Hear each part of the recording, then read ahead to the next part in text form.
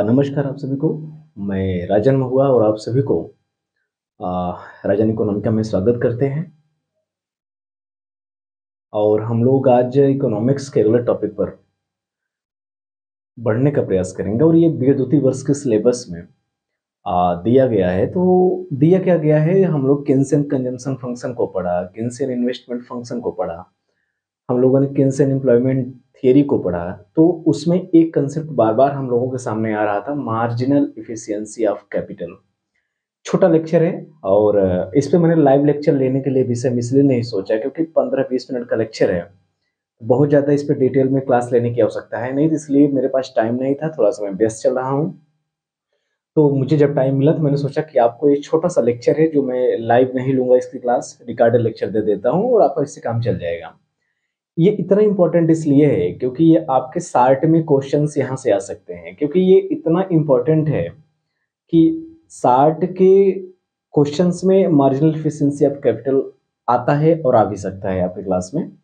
तो इसलिए मैंने मार्जिनल एफिशिएंसी ऑफ कैपिटल के ऊपर डिटेल में थोड़ा सा लेक्चर लेने का प्रयास किया और 15 से 20 मिनट का यह क्लास होगी जो इम्पोर्टेंट है। और सिर्फ ये बीए के लिए इम्पोर्टेंट नहीं है, आगे चल के आप मास्टर करेंगे तो मास्टर में भी यहाँ से क्वेश्चन आते हैं, UPPGT, net JRF, assistant professor में भी यहाँ से क्वेश्चंस आते हैं जो आपको समझने की आवश्यकता है। तो हम बिना लेट किए आपको थोड़ा सा एक संदेश यहाँ देना चाहेंगे कि अगर आप लोग चैनल पर नए हैं, प्लेटफॉर्म पर नए हैं और आपका विषय इकोनॉमिक्स है, इलाहाबाद विश्वविद्यालय के स्टूडेंट है, यूजीसी नेट जेआरएफ के स्टूडेंट है या यूपीपीजीटी के स्टूडेंट है, तो आप इस प्लेटफॉर्म से जुड़ने का प्रयास करिए ताकि आपको मेरे द्वारा जितने भी ऑथेंटिक चीज़ें हैं वो प्राप्त हो सकें और जितनी भी क्लासेस मैं लूँगा उसको आप देख करके अपने आप को इकोनॉमिक्स में मजबूत महसूस कर सकें या अपने आप को स्ट्रांग बनाएं। तीसरी बात यहाँ पर यह है कि एडमिशन चालू है, यानी इलाहाबाद विश्वविद्यालय की सिलेबस पर आधारित अर्थशास्त्र क्लासेस मेरे द्वारा पढ़ाई जाती हैं। तो जो विद्यार्थी एडमिशन लेना चाहते हैं, चाहे वो यूजी के हों चाहे वो पीजी के हों, जो मेरे द्वारा सिर्फ ऑनलाइन मोड में क्लासेस संचालित होती हैं, तो आप सब एडमिशन लेकर के क्लास को रेगुलर करें, जहां पर आपको मेरे द्वारा हैंड रिटन नोट्स, लेक्चर्स, इन सब सारी चीज़ों की उपलब्धता है। और आप सब एडमिशन लेकर के या दिए गए नंबर पर, जो मैं डिस्क्रिप्शन में नंबर दिया हूँ, वहां पर आप लोग जा करके चीज़ों को क्लियर कर सकते हैं, मैसेज करके आप लोग जानकारी ले सकते हैं। बहरहाल हम लोग बात करेंगे marginal efficiency of capital. Marginal efficiency of capital क्या है, जिसे हम लोग कहते हैं पूंजी की सीमांत दक्षता। अब देखिए, एक शब्द है मार्जिनल एफिशिएंसी ऑफ कैपिटल और एक वर्ड है आपका मार्जिनल प्रोडक्टिविटी ऑफ कैपिटल। तो मार्जिनल प्रोडक्टिविटी ऑफ कैपिटल अलग कंसेप्ट है, मार्जिनल एफिशिएंसी ऑफ कैपिटल एक अलग कंसेप्ट है। तो आप लोग मार्जिनल प्रोडक्टिविटी ऑफ कैपिटल कहने से बचिएगा, अगर कहीं लिखा गया है तो आप दोनों को एक मत मानिएगा। अब देखिए, जो मार्जिनल एफिशिएंसी ऑफ कैपिटल है, ये वास्तव में किन्स के द्वारा दिया गया या किन्स के अप्रोचेस से निकल कर आया हुआ है। आप जानते हैं कि 1929 में वर्ल्ड ग्रेट डिप्रेशन यानी अमेरिका जैसी इकोनॉमी से महान मंदी प्रारंभ हुई और रेस्ट ऑफ द वर्ल्ड की इकोनॉमी पूरी तरीके से प्रभावित किया। वर्ल्ड यानी रेस्ट ऑफ द वर्ल्ड की इकोनॉमी को प्रभावित किया वर्ल्ड ग्रेट डिप्रेशन ने। तो वर्ल्ड ग्रेट डिप्रेशन के टाइम अनसोल्ड स्टॉक बढ़ गए थे, चीजें बंद तो गई थी मगर बिक नहीं पा रही थी, लोग बेरोजगार हो रहे थे, लोगों के हाथों में इनकम नहीं थी, और जब इनकम नहीं थी लोग डिमांड कम कर रहे थे। यद्यपि उन्होंने अपने बैंकों से पैसे को सुरक्षित महसूस नहीं किया, बैंकें दिवालिया ना हो जाएं, बैंक के पैसे उनके लेकर भाग न जाएं, इस डर से भी लोगों ने बैंकों से पैसे निकाल करके अपने पास लिक्विडिटी फॉर्म में पैसे को रखना पसंद किया और डिमांड पूरी तरीके से करना बंद कर दिया। इस कंडीशंस में महानायक के रूप में किन्स का उदय होता है और किन्स ने इस मॉडल को अपने ही पुस्तक the general theory of employment, interest and money, जो 1936 में प्रकाशित होती है, उसमें उन्होंने इस मॉडल्स को देने का प्रयास किया। किन्स ने बताया, देखिए इस समय प्रॉब्लम यानी जो क्लासिकल की विचारधारा थी, क्लासिकल की विचारधारा पूरी तरीके से फेल हो जाती है महान मंदी में, और उस महामंदी के समय में क्लासिकल का एक भी नियम, रूल्स का कोई भी काम नहीं आ रहा था। किन्स वहां पर आता है और किन्स कहता है, देखिए यहां पर प्रॉब्लम है एग्रीगेट डिमांड की, और एग्रीगेट डिमांड में दो कंपोनेंट्स होते हैं, एक है कंजम्पशन, दूसरा है आपका इन्वेस्टमेंट। यानी कंजम्पशन भले ही आपके इनकम का यानी 65 से 70% हिस्सा हम कंज्यूम करते हैं, बट कंजम्पशन एक स्टेबल कंपोनेंट है, जबकि आपका इन्वेस्टमेंट एक अनस्टेबल कंपोनेंट है जिसमें फ्लक्चुएशंस बहुत ज्यादा देखने को मिलते हैं। तो हमारा पूरा टारगेट इधर नहीं है, हम लोग बाद में पढ़ेंगे, income, marginal propensity to consume, NATC, ये सारी चीजें बाद में पढ़ेंगे। हमारा टारगेट है आपका marginal efficiency of capital. Keynes कहता है, देखिए, यानी जो क्लासिकल की विचारधारा थी महान मंदी के समय में, और क्लासिकल बहुत पहले से विचारधारा क्लासिकल की चली आ रही थी कि अगर अर्थव्यवस्था में इन्वेस्टमेंट नहीं हो रहा है तो automatically rate of interest decline करेगा, और रेट ऑफ इंटरेस्ट के डिक्लाइन करने से व्यक्ति मार्केट के अंदर इन्वेस्टमेंट करना प्रारंभ कर देंगे। थोड़ा सा एक मिनट रुकिएगा।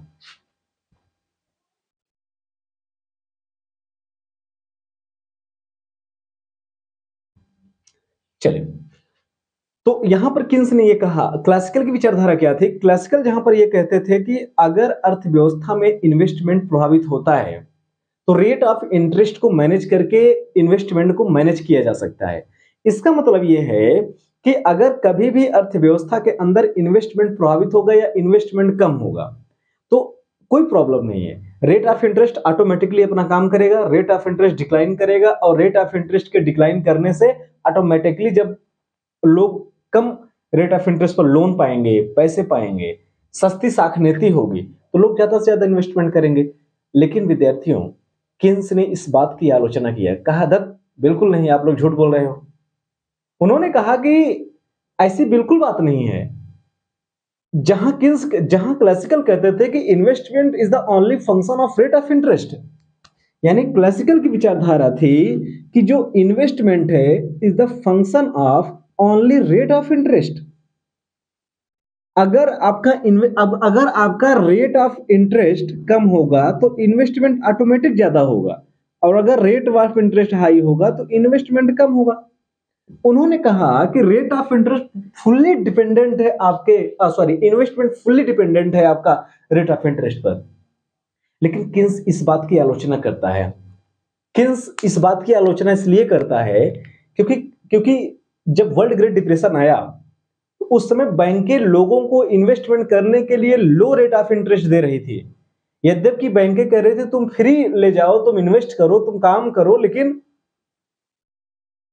मुफ्त ब्याज, यानी ब्याज 0% है, ले जाके इन्वेस्ट करो, लेकिन कोई करने के लिए तैयार नहीं था। किन्स वहां पर एक कंसेप्ट लेकर आता है, marginal efficiency of capital. Important rate of interest नहीं है, important marginal efficiency of capital है। और मार्जिनल इफिशियंसी ऑफ कैपिटल में का मतलब यह होता है कि एक व्यक्ति जब इन्वेस्टमेंट करेगा तो वो रेट ऑफ इंटरेस्ट को ध्यान में रख के नहीं करेगा, वो हमेशा अपने प्रॉफिट को ध्यान में रख के इन्वेस्टमेंट करेगा। जैसे मैं हूं, अगर मैं शेयर मार्केट में इन्वेस्टमेंट करूंगा तो मैं शेयर मार्केट में इस बेस पर इन्वेस्टमेंट नहीं करूंगा कि मार्केट में रेट ऑफ इंटरेस्ट क्या चल रहा है, बल्कि हम इस बेस पर इन्वेस्टमेंट करूंगा कि हमें इन्वेस्टमेंट के बाद प्रॉफिट कितना मिलेगा। It mean to say that expected profit या prospective yield, you can say प्रत्याशित आय जिसे आप लोग कहते हैं। यानी किन्स कहता है कि अगर मार्केट के अंदर लोगों को लगता है कि इन्वेस्टमेंट के बाद हमें प्रॉफिट ज्यादा मिलेगा, प्रोस्पेक्टिव यील्ड हमें ज्यादा प्राप्त होगा, तो इसका मतलब यह है कि एक व्यक्ति हाई रेट ऑफ इंटरेस्ट पर भी इन्वेस्टमेंट करने के लिए तैयार हो जाएगा। लेकिन अगर लोगों को लगता है कि हम इन्वेस्टमेंट करेंगे हमारा पैसा डूब जाएगा, तो कोई व्यक्ति 0% rate of interest, 2% rate of interest पर भी इन्वेस्टमेंट करने के लिए तैयार नहीं होगा। तो इंपॉर्टेंट रेट ऑफ इंटरेस्ट नहीं है, important marginal efficiency of capital है। ये किन्स ने बताया। तो किन्स ने एक नया फार्मूला दिया। किन्स ने कहा कि investment is the function of marginal efficiency of capital and rate of interest. यानी मार्जिनल इफिशियंसी ऑफ कैपिटल एक अलग कंपोनेंट है और रेट ऑफ इंटरेस्ट एक अलग कंपोनेंट है। रेट ऑफ इंटरेस्ट ये बैंक की तरफ से काम करता है कि भाई हमने रेट ऑफ इंटरेस्ट को डिक्लाइन कर दिया, आप ज्यादा सस्ता जब लोन मिलेगा तो इन्वेस्टर्स इन्वेस्टमेंट करेगा। लेकिन किन्स ने कहा कि हमेशा इन्वेस्टर इन्वेस्टमेंट नहीं करेगा। इन्वेस्टर हमेशा उस दशा में इन्वेस्टमेंट करेगा जब उसको लगेगा हमें ज्यादा प्रॉफिट मिल रहा है। और उस समय वर्ल्ड ग्रेट डिप्रेशन चल रहा था, क्लासिकल पूरी तरीके से फेल हो रहे थे, और क्लासिकल ने अभी तक यही करते चला आया था कि रेट ऑफ इंटरेस्ट को डिक्लाइन करो, ऑटोमेटिकली इन्वेस्टमेंट बढ़ेगा, रोजगार बढ़ेगा, प्रोडक्शन बढ़ेगा, हर एक चीजें बढ़ जाएंगी। लेकिन ऐसा हो नहीं रहा था। किन्स ने कहा कि तुम लोग जो अपने नियम को लेकर अभी चल रहे हो वो नियम फ्लॉप हो रहा है, क्योंकि चारों तरफ मंदी है ना। और जब मंदी है, एक इन्वेस्टर्स कहता है, एक इन्वेस्टर सोच रहा था कि अगर हम पैसे को इन्वेस्टमेंट करेंगे तो हमारा पैसा डूब जाएगा, हमको प्रॉफिट नहीं मिल पाएगा, क्योंकि मार्केट के अंदर पूरी तरीके से बूम की स्थिति नहीं है, मार्केट के अंदर स्लो डाउन चल रहा है। और जब मार्केट के अंदर स्लो डाउन चल रहा है तो कोई इन्वेस्टर्स इन्वेस्टमेंट करने के विषय में क्यों सोचेगा? बिल्कुल नहीं सोचेगा। तो इसका मतलब यह है कि मार्जिनल एफिशिएंसी ऑफ कैपिटल ये बताता है कि मार्केट के अंदर हमें प्रॉफिट कितना प्राप्त होगा, प्रोस्पेक्टिव यील्ड कितना, क्योंकि एमएससी के दो component, supply price, prospective yield, और इन्वेस्टमेंट के दो component, marginal efficiency of capital and rate of interest. Rate of interest के दो component, liquidity preference and money supply, क्योंकि रेट ऑफ इंटरेस्ट प्रभावित करता है मार्केट के अंदर मनी सप्लाई को और लिक्विडिटी को। लेकिन हमको सिर्फ एमएससी को पढ़ना है। अब एमएससी को जरा समझिएगा, मार्जिनल एफिशिएंसी ऑफ कैपिटल क्या है। जैसे समझिए, मान के चलिए मैंने एक ट्रैक्टर लिया, या मैंने मान के चलिए एक बस लिया, बस। अब बस में मान के चलिए फाइनेंशियल ईयर, मान के चलिए financial year 1, financial year 2, financial year 3, financial year 4। बात क्लियर? इसमें फाइनेंशियल ईयर 1 में मैंने इनकम प्राप्त किया कितना, Y1। फाइनेंशियल ईयर 2 में इनकम प्राप्त किया Y2।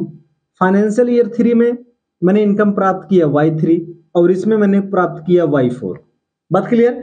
अब Y1 इनकम मान चलिए कि 1 लाख है, और Y2 की इनकम क्या मान चलिए 2 लाख है, और Y3 की इनकम मान के चलिए 3 लाख, और ये 4 लाख। तो ओवरऑल चारों फाइनेंशियल ईयर अगर इनकम को जोड़ेंगे तो 1 2 3 3 3 6 4 10 लाख रुपए आपकी इनकम प्राप्त हुई। क्योंकि आप जब बस लेंगे, आप ट्रैक्टर लेंगे, या आपने मशीन, टूल्स, इक्विपमेंट्स में इन्वेस्टमेंट किया हुआ है, तो वो आपको सिर्फ 1 साल इनकम नहीं देगा, बल्कि आप जब तक उसका इस्तेमाल करेंगे, 10 साल, 15 साल, 20 साल, 25 साल, तो हर साल आपको कुछ न कुछ रिटर्न्स प्राप्त होंगे। आपने 10 लाख रुपए का ट्रैक्टर लिया, लेकिन आप प्रति वर्ष 2 लाख रुपए कमा रहे हैं, तो वो आपका क्या कहलाता है, एक्सपेक्टेड यील्ड्स या प्रोस्पेक्टिव यील्ड्स, प्रत्याशित आय। लेकिन एक चीज आपको समझने वाली बात है कि मार्जिनल एफिशिएंसी ऑफ कैपिटल क्या है। प्लीज अब जरा समझिए, जो हमने ये बस खरीदा था, इस बस की प्राइस मान के चलिए 40 लाख रुपए है। कितनी? 40 लाख रुपए। इस 40 लाख को हम लोग कहते हैं सप्लाई प्राइस, ये वाली सप्लाई प्राइस, बहुत ध्यान समझिएगा। सप्लाई प्राइस यानी ये जो 40 लाख रुपए मैंने लगा करके एक बस लिया, जिसे हम लोग सप्लाई प्राइस कहते हैं, यह सप्लाई प्राइस बस खरीदने से हमको प्रति वर्ष 1 lakh, 2 lakh, 3 lakh, 4 lakh and so on हम अनवरत कमाते रहेंगे जब तक इस बस का प्रयोग करते रहेंगे। तो यहां पर एक चीज आपको समझने वाली बात है, जो बहुत आपको ध्यान में समझना है, ध्यान समझना है कि मार्जिनल एफिशिएंसी ऑफ कैपिटल फिर होती क्या है। Please listen to carefully, please. Marginal efficiency of capital वो रेट ऑफ इंटरेस्ट होती है जो इन विभिन्न फाइनेंशियल ईयर में मैंने इनकम प्राप्त किया है, इसके प्रेजेंट वैल्यू को सप्लाई प्राइस के बराबर कर देती है। क्या मैंने कहा? फिर से समझिए, मैंने कहा कि मार्जिनल एफिशिएंसी ऑफ कैपिटल वो रेट ऑफ इंटरेस्ट होती है जो इन विभिन्न फाइनेंशियल ईयर में प्राप्त इनकम को, उसकी प्रेजेंट वैल्यू को सप्लाई प्राइस के बराबर कर देती है। अगर आप 25 साल का इनकम जोड़ेंगे तो बहुत ज्यादा हो जाएगा, इसलिए उसके प्रेजेंट वैल्यू को निकाला जाता है। और जब आप उसके प्रेजेंट वैल्यू को निकालेंगे तो वो प्रेजेंट वैल्यू को मार्जिनल एफिशिएंसी ऑफ कैपिटल इस 40 लाख अर्थात सप्लाई प्राइस के बराबर कर देता है। मेरी बात को समझा? तो इस चीज को ध्यान दीजिएगा। इसका एक फार्मूला होता है, मार्जिनल एफिशिएंसी ऑफ कैपिटल का एक फार्मूला होता है, थोड़ा सा मैं यहाँ मिटाऊंगा इसको और मिटा करके थोड़ा सा मैं यहाँ लिखना चाहूंगा, ऊपर लिख दे रहा हूं, supply price equal to R1 में अपान में 1 प्लस आई प्लस R2 अपान में 1 प्लस आई का होल्ड स्क्वायर, ये हो जाएगा प्लस R3 अपान में 1 प्लस आई का क्यूब एंड ये हो जाएगा सो ऑन Rn अपान में 1 प्लस आई का n। ये आपका है मार्जिनल एफिशिएंसी ऑफ कैपिटल का फार्मूला, जहां पर आई क्या है आपका एमएसी रेट है, एमएसी रेट है। जो R1 है आपका, ये है आपका डिफरेंट ईयर्स या जो ईयर्स है, साल है। बात क्लियर? बाकी सारी चीजें आप जानना। एस मतलब होता है सप्लाई प्राइस।